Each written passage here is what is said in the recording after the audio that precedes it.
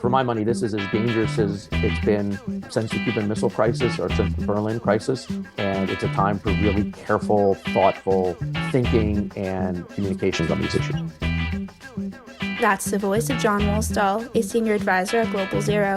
He's today's guest on Press the Button, a Plasters Fund podcast dedicated to nuclear policy and national security. And now here are your co-hosts, Tom Collina and Alex Hall.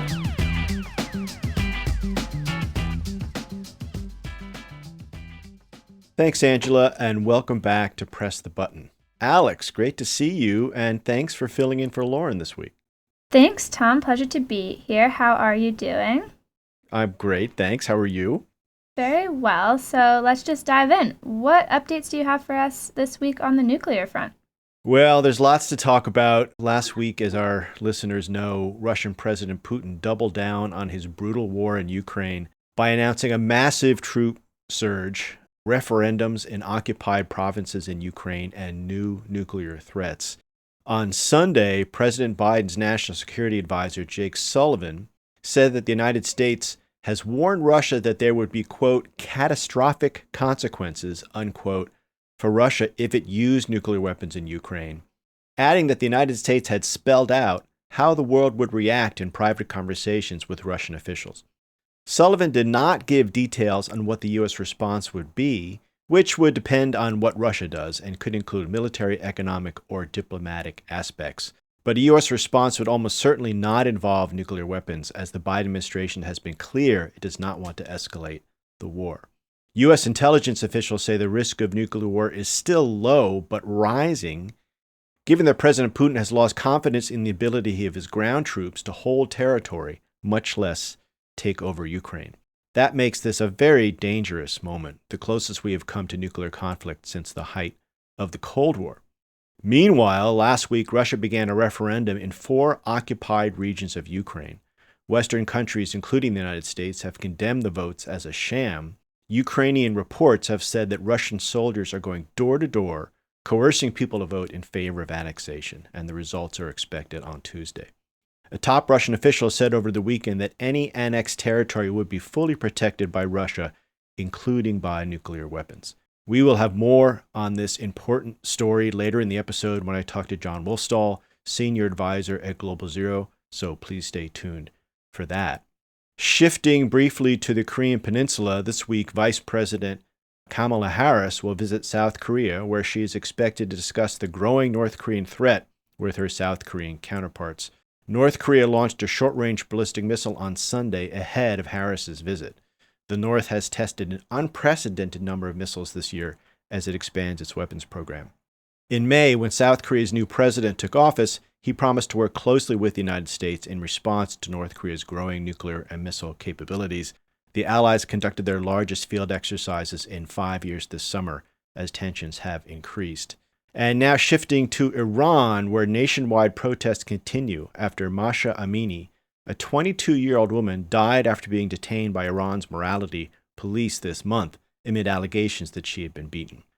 And Alex, tell us what you have lined up on the protests for early warning. Thanks, Tom. So as you mentioned, these protests over Iran's restrictions on women's dress have spread. They are now in 31 provinces in Iran and are deeply rooted in a history of women in Iran fighting for such freedoms. So this week on Early Warning, I am joined by Sara Haghdoosti, Executive Director at Women Without War. We discuss the wider context of these protests, the reaction in Iran, and a recent step the U.S. has taken to support access to digital communications for the people in Iran. It's a really great conversation, so please tune in. And if you like what you hear, as always, remember to hit subscribe and leave us a rating. Your feedback helps us improve the show. And with that, let's get into today's episode. The clock is ticking. And now, Early warning, early warning, early warning, early warning. a 7-minute synopsis of this week's nuclear news. Thank you, Jacqueline. On September 16th, 22-year-old Mahsa Amini died in police custody after being arrested by the morality police in Iran for allegedly breaking Iran's policy on hijabs. In response, protests have erupted across Iran and have now been ongoing for the past 10 days. Today on Early Warning, I am joined by Sara Haghdoosti, Executive Director at Win Without War, to bring you an update on the latest developments. Thank you so much for taking the time to join me, Sara. Of course. Thank you so much for having me. So can you walk us through the protests? What is significant about their scale, and what have you noticed both in Iran and also about the protests popping up internationally? What we've seen was Mahsa was clearly arbitrarily arrested and killed by Iran's morality police. Her death ignited a deep frustration that has been building up for many years in Iran because it could have been anyone. And I think people outside of the country often don't understand just how often women in Iran are harassed by the morality police. And that is the context for why this was also such a big igniting point in the country.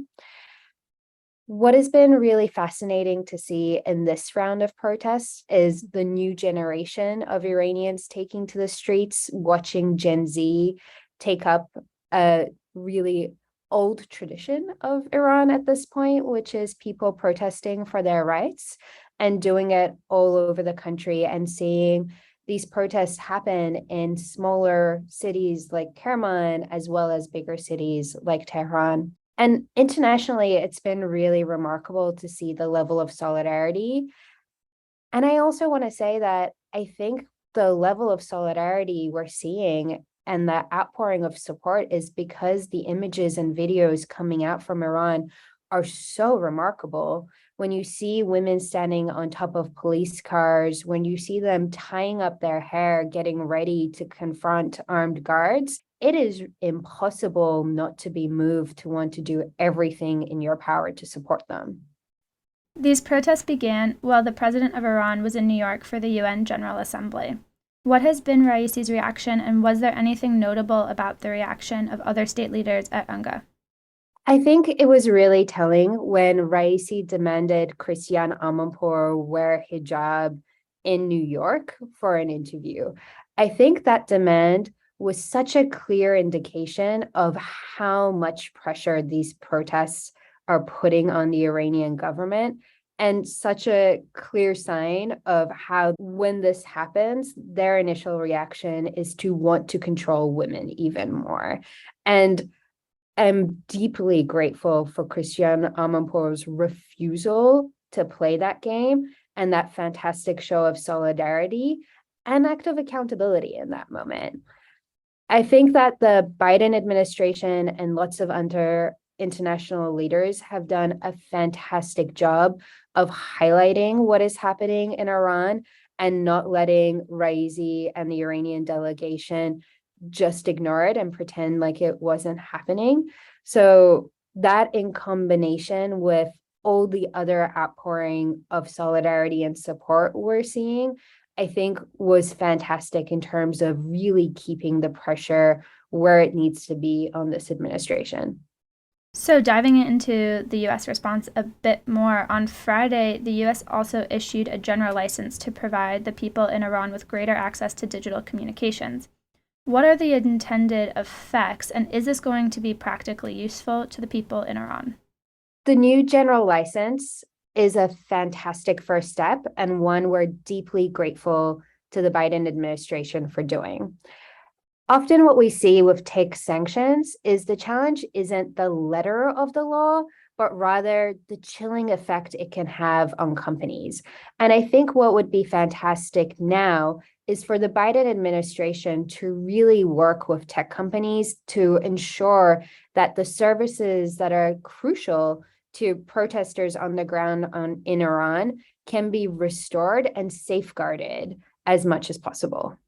When we see protests happening around the world, there's often a lot of fake news that can spread and other misunderstandings that can pop up. What do you see as the greatest misunderstanding around these protests in Iran? And what, if anything, would you like to share about how people can show up in solidarity with people in Iran who are fighting for their freedoms? I think for me, it's really crucial for people to remember that these protests aren't new, and people in Iran have been fighting for their dignity and their rights for longer than I've been alive, honestly. And for me to just share a bit of my own personal story in this, Whenever I've told people outside of the country that I'm an Iranian feminist, people have assumed that feminism is because of oppression from the Iranian government, whereas from my experience, my feminism was born from watching women alongside me really fight for their rights on a day-to-day basis and be fearless on that. And that courage is something that I'm so grateful that people outside of the country are getting to see now in a way that I don't think they've seen before in the same scale. And it's so clear when you look at the images and videos coming out of Iran. We're not talking about damsels in distress here. We're talking about fierce leaders that we need to be listening to and not speaking over. And I think that's the key message I have for everyone when they're thinking about solidarity and support is how do you amplify the voices of women in Iran instead of trying to speak over them or for them. Thank you so much, Sara. I really appreciate your time today. Thank you so much for having me. Hi, I'm Jacqueline Shing, the Communications and Marketing Specialist at Plowshares Fund. Russia's invasion of Ukraine has exposed just how close nuclear escalation and nuclear war can be. To meet the urgency of this moment, Plowshares Fund has launched a donation match challenge to make the largest grants possible to those who are working every day to reduce and eliminate nuclear weapons. Right now, all first-time gifts will be matched dollar for dollar, and all new monthly gifts will be matched at their 12-month value. Or increase your giving and the full amount above your last gift will be matched. Go to plowshares.org/donate today. And thanks for listening.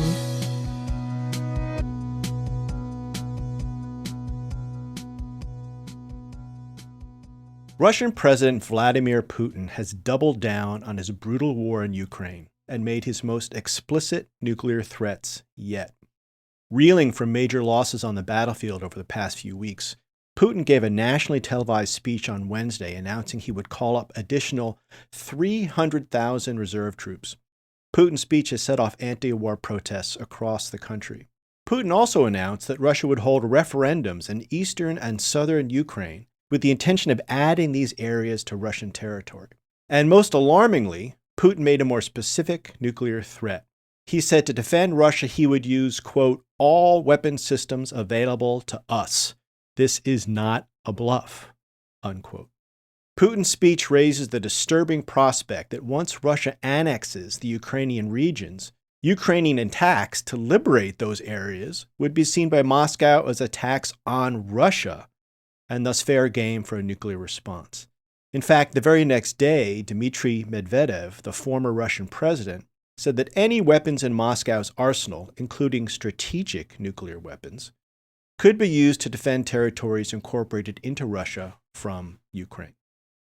President Biden was asked recently what he would say if Putin were considering the use of nuclear weapons. And Biden simply said, don't. It would change the face of war unlike anything since World War II. So, what happens when Ukraine attacks those regions, which it no doubt will? Are we really that close to the use of nuclear weapons, something we have not seen since 1945? Today, we are joined by Jon Wolfsthal. He's a senior advisor at Global Zero. Jon served as special assistant to former President Barack Obama and as senior director for arms control and nonproliferation at the National Security Council. He also has a great new newsletter called BoomBoomBoom on Substack that I highly recommend, and you can also find it on his Twitter feed. Jon, great to see you again. Crazy times. Since we go far enough back, Tom, I can say, no, you don't call me just when things look horrible, but recognize we're talking in tough times right now. Yes, and I appreciate your willingness to talk to us candidly about these issues. So, Jon, let's start with Putin's call for more troops. You know, this is a big number. It's twice the number that have been deployed so far. And by calling up troops, Putin seems to be acknowledging that the war is not going well, and he has ignited protests across Russia. So why did he do this? So there are a couple of things at work here. I mean, the first and foremost, as you said, the war is not going well for Russia. They have suffered dramatic losses, tens of thousands of troops, by some estimates, above 50,000 Russians have been killed, massive losses in their tanks, artillery, air defense, and aircraft capabilities. So he clearly needs to replenish the manpower in order to just maintain his current defensive lines. I think it's important to dig a little deeper than the speech, however. While Putin said 300,000, there are a couple of things happening in Russia. One is that troops already in the field that are ending their terms of service are going to be kept, what we call here a stop loss order in the United States. So troops that thought they were getting out are still going to be in. The second is that the Russian military leader, Minister Shoigu, Ministry of Defense, said that, in fact, they could call up as many reservists as necessary. So if they wanted more than 300,000, they can call up more than 300,000. And I think many people suspect they likely will. But really, I think what we're seeing here is Putin needing to flood more men into the conflict. He was loath to do this because he recognized that this would show at home not only that the war is not going well, but would affect more and more people that he has to try to keep happy. And so this is a sign that in Putin's mind, things have not gone according to plan, and he's willing to take on more risk at home in order to avoid more battlefield losses. Now, we're expecting these referendums to take place any day now in these Ukrainian regions. Do you expect anything other than what we all expect, that these will be sham referendums, that they will go the way that Russia wants them to go, and that Russia will declare these regions to be Russia? No, I think that's exactly what people expect. We've seen this play before in the Donbass and elsewhere in Crimea. And it was notable that Russian authorities said that they would be sending battalions of police and vote verifiers to make sure that people were allowed to vote freely. And I was reminded of the Hamilton line where King George says he will send a fully armed battalion to remind you of his love, right? Regardless of what people say and do, the votes will be shown to be massively supporting joining Russia. And it's why the United States and NATO and the rest of the world has said they don't recognize these. We don't recognize Crimea to be part of Russia, just as we never recognized the Baltics to be part of the Soviet Union. These are parts of Ukraine. They are recognized international territory of Ukraine. But we are clearly going to see a Russian attempt to justify control, not just over territories that they are occupying, but disputed territories, territories where Russia and Ukraine are still fighting. And Russia's going to say, no, these are now Russia, and we should reject that at every opportunity and at the outset. So that sets up this very disturbing possibility, right? That Putin said that if Russian territorial integrity is threatened, he could launch a nuclear response. And again, he said, this is not a bluff. Do you think this means that he is including this new territory in Ukraine that he's planning to annex? And so what happens when Ukraine attacks these regions, which they no doubt will?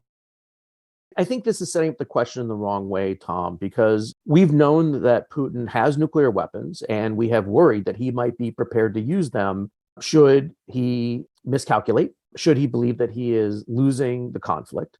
And so whether or not he annexes these territories and whether or not he claims that they are Russia, the circumstances don't change. Ukraine is attacking Russians wherever they are, both in Ukraine, in Russian occupied territory. And we have seen explosions and other attacks behind Russian lines, which have been carefully shielded from accountability, but we all suspect are part of the Ukrainian special forces trying to undermine Russia's logistics and ability to operate. So we have a war in the middle of Europe with a nuclear power that is threatening to use nuclear weapons to try to deter the United States and NATO from carrying out its support for the Ukrainian state. So yes, I fully suspect that he will try to deter Ukraine or try to get us to hold Ukraine back so that they don't fight for these territories. But I think it would be both a colossal mistake to simply yield this territory to Putin. It would embolden him and say, oh, well, if I can do that, I can have referendums in lots of different places, including in NATO territory. What would prevent him from going back and saying, okay, now the Baltics are part of Russia and we will defend those. So I think we have to recognize that we have risk baked in to the global system and to the war. The question is, how are we going to respond or deter Putin from thinking that he can, in fact, consider using nuclear weapons? And I think that's the question that's occupying most people's minds today, not whether or not he will do it in this case or that case. So getting to that, during his address at the UN General Assembly, President Biden reaffirmed the U.S. commitment to supporting Ukraine for as long as it takes. So again, assuming that Ukraine will continue its activities to push Russia out, including in these soon-to-be annexed regions, How should the West respond to Putin's latest nuclear threat? How can we reduce the chances that nuclear weapons will be used? So this question of how to deter Russia is exactly what I wrote about in my most recent newsletter, because I think most people are rightly worried about how we influence Putin so this disaster never comes to pass. And it's not just what President Biden has said publicly. The Washington Post is reporting that, in fact, the Biden administration has been quietly sending messages for many months to Putin and Russian leaders to deter them and make clear that any use of nuclear weapons would dramatically change the nature of the conflict and would bring about devastating responses from the West. And this is where having President Biden and his long experience in nuclear issues dating back to the 1970s, I think really is a benefit to US and NATO leadership. He's not playing nuclear tit for tat in the public with Putin. He's not trying to box Putin in or back him into a corner. He's quietly saying, nuclear use by you will not succeed, that you will either be denied the benefit you seek, or you will be punished to an extent that any benefit you gain will be counteracted by the punishment and pain, whether that's on the battlefield, whether that's economically, I think is being left a little bit ambiguous, and I think rightly so. But what is not being left to ambiguity is the fact that the United States and NATO would respond. And that, I think, is critical to influencing Putin's thinking. If he thinks he can use a nuclear weapon with impunity or without a response, then he will be emboldened. Now, we can say anything we want. He has to believe it. I believe it, and I think it's clear the United States and NATO have the capability to respond, but we don't know what goes on in Putin's mind. And I think what we have to be worried about is that he may view the loss of Ukraine or the loss of the war as so dangerous to him personally, or his vision of what Russia needs to achieve, that there are no limits to how far he will go. And that is simply a reality of dealing with the world in the nuclear age. And you and I have spent many decades trying to argue that the world would be better off and the United States would be more secure without all of the nuclear weapons we have and without having nuclear weapons be seen as a legitimate tool of international security.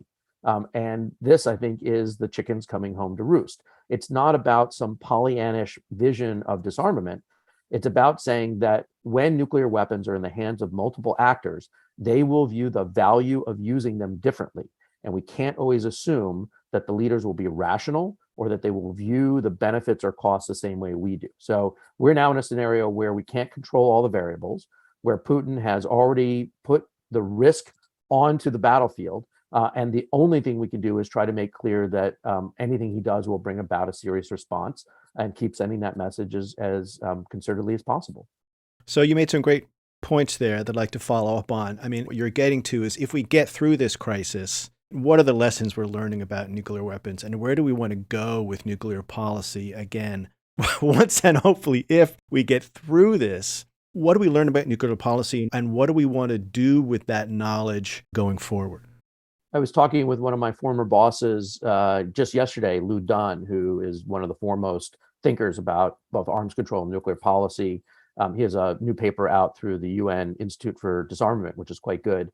And he says that, those people that have argued for abolition will see their positions justified, that nuclear weapons in the hands of many countries, including dictators, is dangerous and they can be used against us and can be used to undermine the global system. And those people skeptical of disarmament will also see their positions justified and hardened because they will say, see, you can't be certain that a country won't hide away some nuclear weapons and that the world without nuclear weapons will be safer or more secure because countries could cheat or use these capabilities. I responded to him that, in fact, there's a third argument that we really need to focus in on here, which is that it has been argued by proponents of nuclear deterrence and nuclear stability that we can rely on nuclear weapons to keep the world safe. And that, yes, we will have to deal with some conventional conflicts, but having this nuclear sort of Damocles hanging over our head will moderate conflicts.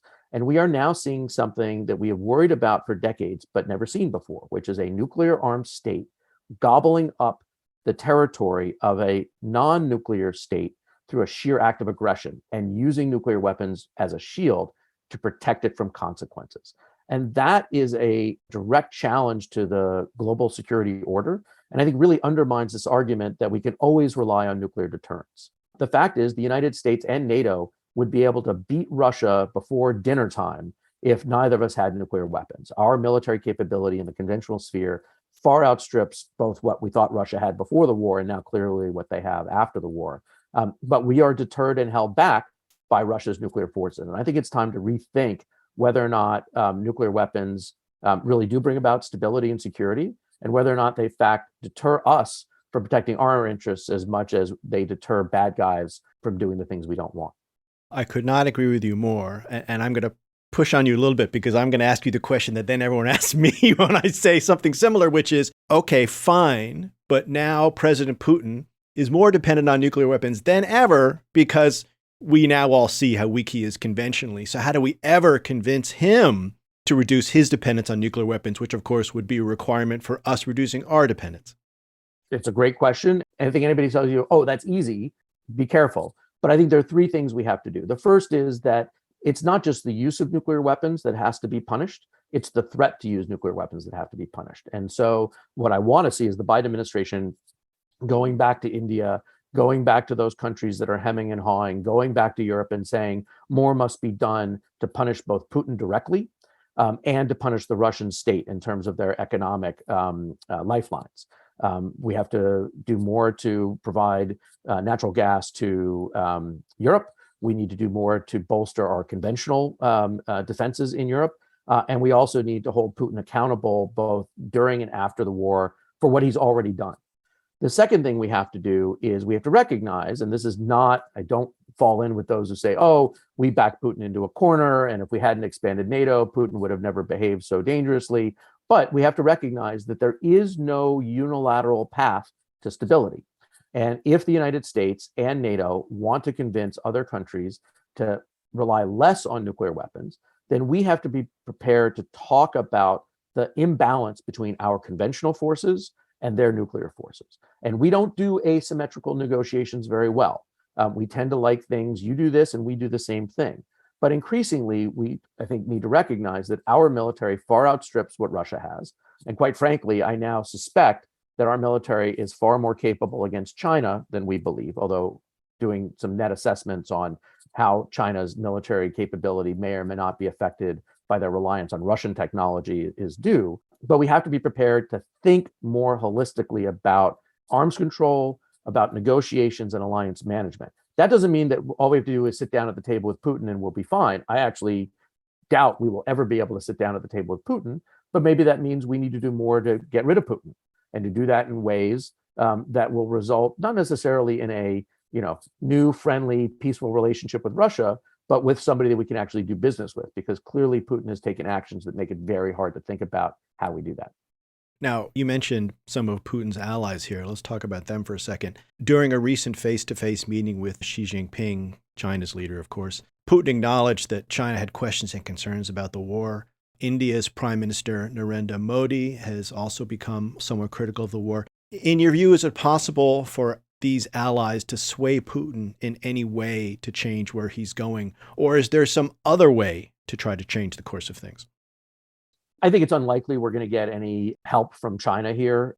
China is doing what they view to be in their direct national security interests by not challenging Putin, because they feel that Putin is doing a good job of distracting the United States and sort of forcing us to focus in Europe as opposed to East Asia, where we've been focusing in and concerned about China's increasing military capability, increasing aggression in the region.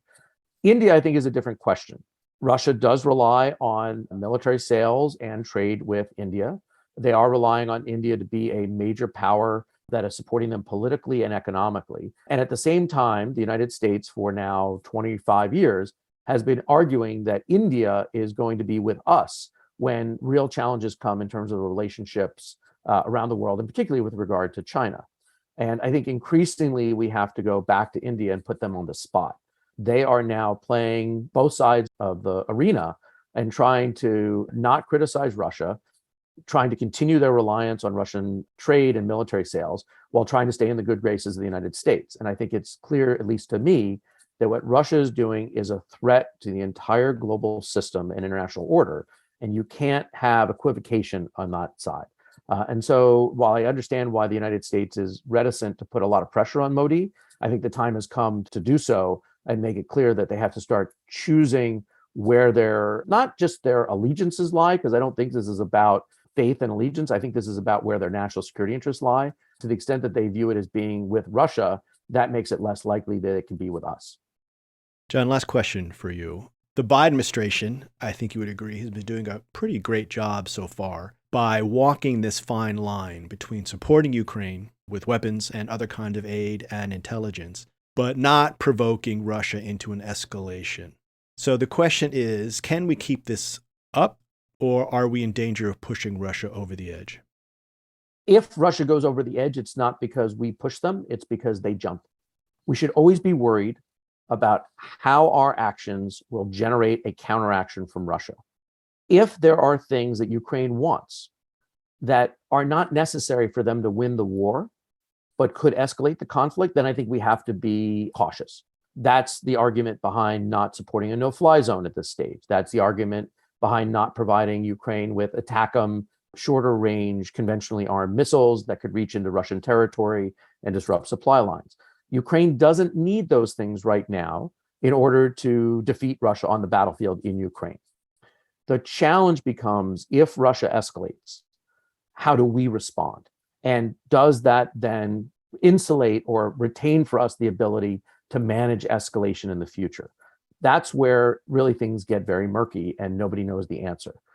There will be calls, should, God forbid, Putin use nuclear weapons to either demonstrate his resolve by exploding one over the Black Sea or attacking Ukrainian troop formations to break a counteroffensive, for the United States to respond with nuclear weapons or with massive conventional strikes against Putin. There will be a debate about how best to prevent Putin from responding again and how to make sure that he is punished for his aggression. But when we did simulations on these issues in the White House back in the mid-2010s, it was clear that if Putin used nuclear weapons, it wasn't because he doubted our ability or intention to respond. It's because he was losing the war. If we are going to fight a war or help Ukraine fight a war, we are taking on risk. And if we believe that the defense of a democratic Ukraine is important for the defense of our security, then we have to take on that risk in a nuclear armed world. That's just a reality. But we have to be careful to manage the escalatory pressures and also recognize that we don't control all the variables. And we probably have to err on the side of caution, but we can't just fold in the face of nuclear threats, because the reality is that if we do, Putin will make more of them. Jon, such a pleasure to have you on the show. Always love talking with you, and thank you so much for your time. Well, your idea of a pleasure is different than mine, Tom. Unfortunately, these are very depressing and difficult conversations, but I think now's the time for really sober thought by people who both lived through the end of the Cold War and understand these dynamics to try to realize just how dangerous the situation we're in. For my money, this is as dangerous as it's been since the Cuban Missile Crisis or since the Berlin crisis. And it's a time for really careful, thoughtful thinking and communications on these issues.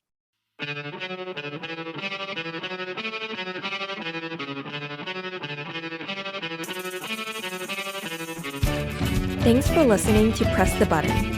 This podcast is produced and edited in Washington, D.C.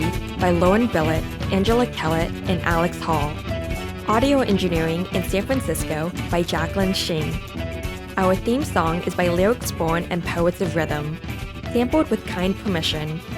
Additional music by San Francisco-based bands 17 Evergreen and the Society of Rockets. To continue the dialogue and support our work, visit plowshares.org.